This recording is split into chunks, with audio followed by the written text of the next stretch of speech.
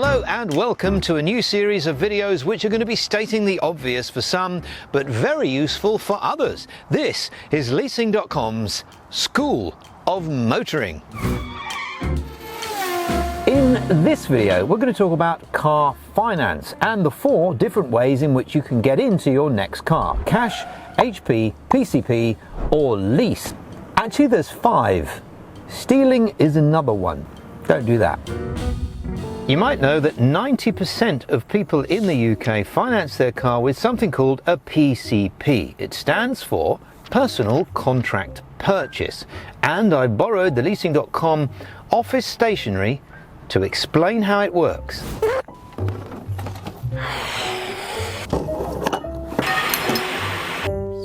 Let's say that you want to buy the car that we're in today, which is the Golf GTI Club Sport. It is £45,000. Now, let's just assume that we are talking about £45,000, not any dealer contribution and not any interest. Very important. Just for this example, I'm going to show you how PCP is quite clever and enables you some leverage. So, the basic principles are, I'm going to need to draw a car. And in the comments you can tell me what car this is. There we go. No clues? Okay, I'll just put the grill on. Does it need wheels? There we go. Over to you. Now, normally with a PCP you'll put down 10% deposit first of all. So let's just assume that portion of the car is the 10% deposit. 4,500, 10% deposit. You've paid that. Then you have a 48-month term for this example, which is £500 a month or £24,000. So you've paid that and you've paid that. Then here there is some more money to pay, which is your guaranteed future value, balloon payment, residual value, or option 3 if it's a Ford. I think it was called option 3. Anyway, option to own, option to buy. There's lots of different names for it. In this case, you still owe £16,500. Now, PCP is clever because it enables a little bit of flexibility on this portion of the car, so you're only paying this and this. This balloon represents that final payment and it's £16,500. And at this point you have 3 choices. Number 1, you can hand the car back with nothing more to pay and forget about this and start a new deal. Number 2, you can ring the finance company or whoever lent you the money and ask them if you can extend the loan or the period of time and keep the car, refinancing. Or number 3, you can trade your car in provided it's worth more than this. And the equity becomes your deposit, essentially then making this disappear. And so that is the basics of PCP, and we will cover a little more detail in another video. The next type of car finance is called PCH, Personal Contract Hire, or leasing. In the olden times, leasing was something that was associated with businesses. Someone called Steve who does a bit of plumbing and a bit of tiling maybe on a Thursday, and he would lease his van through his business and it suited him perfectly well. Now everyone does leasing, and it's not just Steve, and it's not just vans. Let me draw you another picture. Here, the process is similar to PCP, but there's a couple of differences. The first is, with leasing, PCH, you pay a much smaller deposit. Here, this can be as low in some cases as £99, depending on what car.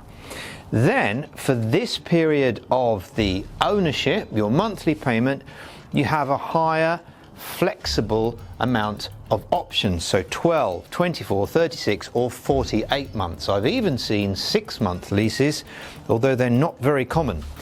Then when you get to this part of the car, which obviously has to be paid for by somebody, it's not you. You never worry about that. You just hand the car back. And here's the interesting thing. because most people who are on a PCP or are buying their car never pay their final payment. They either hand the keys back or they go into another deal. So they could have been better off leasing, or are effectively leasing anyway. If you are completely loaded, you can of course buy your car with cash, and it's very sensible if you're looking at a used car, a good low mileage used car, to do that, particularly if it's older and it's got a decent service history. If it's a newer car or something very decent, it's probably not very smart, and here is why. Let's say, for example, you have got £45,000 and you want to spend it all on that Golf GTI Club Sport. Well, cars are a depreciating asset, as you know, and this is a typical depreciation curve. So it starts at £45,000 and ends up kind of like this. This is the depreciation curve, right? This is year 3. So by the time you've got to year 3, you've lost all this money. The reason for that is 20% of that is VAT when you first get the car, and then the first 3 years of any car, obviously, as everyone pretty much knows, is the worst part of depreciation. The sensible people tend to buy a decent used car somewhere like here, so you've got a bit of warranty left, or if you're really smart and brave, probably here, because from this point on, this curve starts to go down at a slower rate. The next type of car finance is HP, which is obviously the easiest to understand. You borrow the money from someone, their security is the car, you pay it off over a period of months, and at the end of that term, you are then the owner. And that's the interesting point. Yes, because in all 3 cases, PCH, leasing, PCP, buying, or HP, buying, you're not the owner of the car. It's always owned by somebody else, even though your name is on the registration document. It's either owned by the finance company, the leasing company, or the bank. And that would be the end of the video, except you probably have some questions, i.e., which one is best for you? Well, the answer is simple. Which is the cheapest, or which is the most flexible, yoga, or which is the easiest to understand? And if you're really clever, all of those.